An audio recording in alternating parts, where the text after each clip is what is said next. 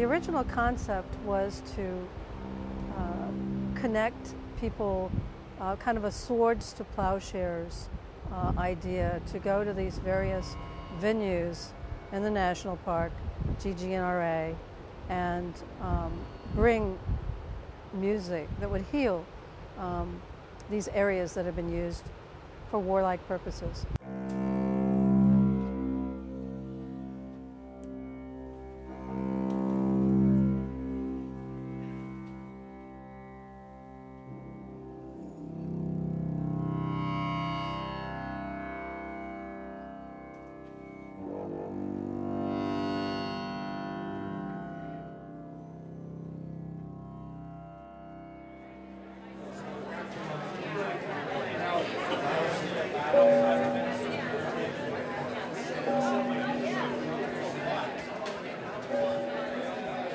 The Cave Concert Series started back in 2002 or so, when a South African didgeridoo maker and I started exploring the amazing resonance of Hawk Hill Tunnel and bringing in our didgeridoos essentially, and working on developing a compact disc with 4 didgeridoos in 4-part harmony. And so many people were interested in the recording as well as a possible performance. We ended up beginning this whole adventure. It was all focused on these more ancient and newly invented instruments that explore the harmonic series in its natural form. The whole idea was that nature's tones, using a basic form of resonance spewed out in the harmonic series by nature, allowed a certain kind of connection or deeper resonance with nature. And so instead of using the Western, standard Western instruments that use equal temperament, these are all tonal, dronal, naturally tempered instruments. And that has become the modus operandi for the series. The different groups we bring in and the different musicians are all expressing themselves in this way.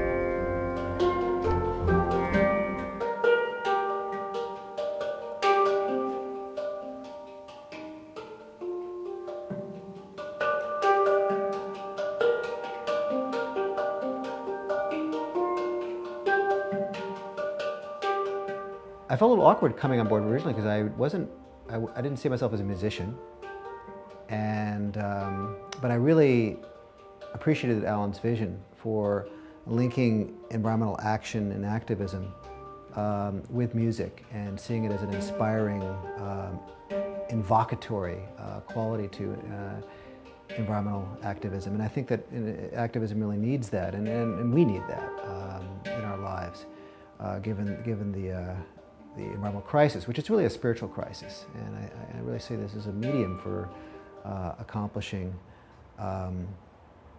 changes.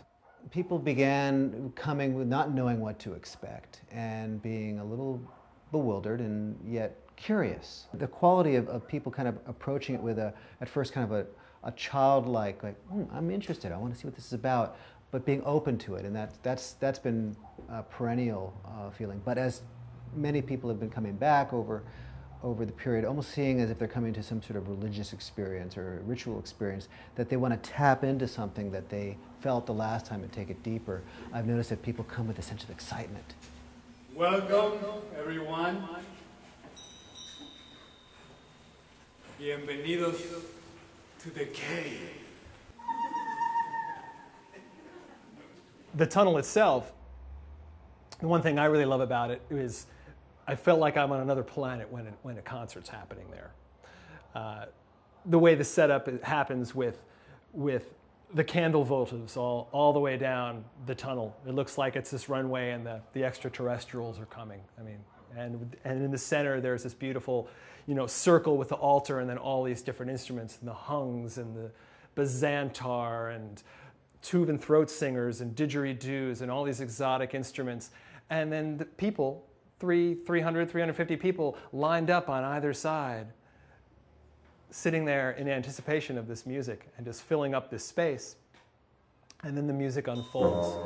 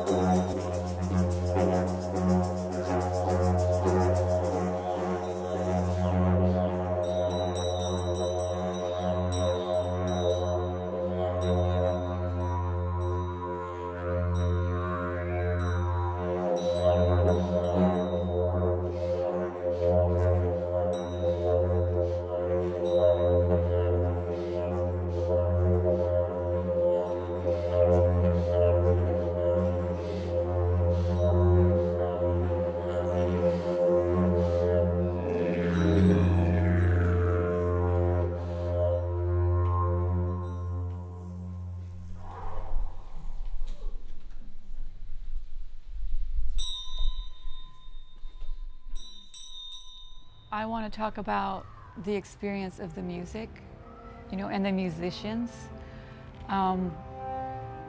When I hear Mark play the Bazantar, my heart just naturally opens. It's a really full experience.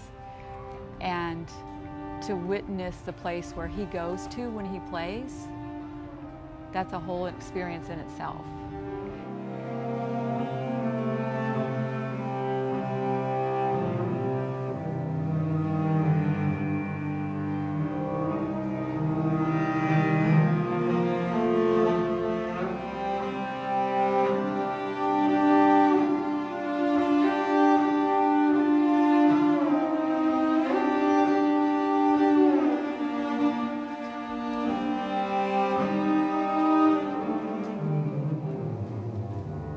Where Stephen Kent is when he plays.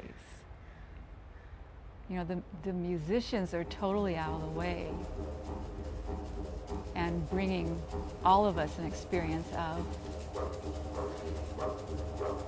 who we really are as a unified consciousness and that love that just naturally pours through.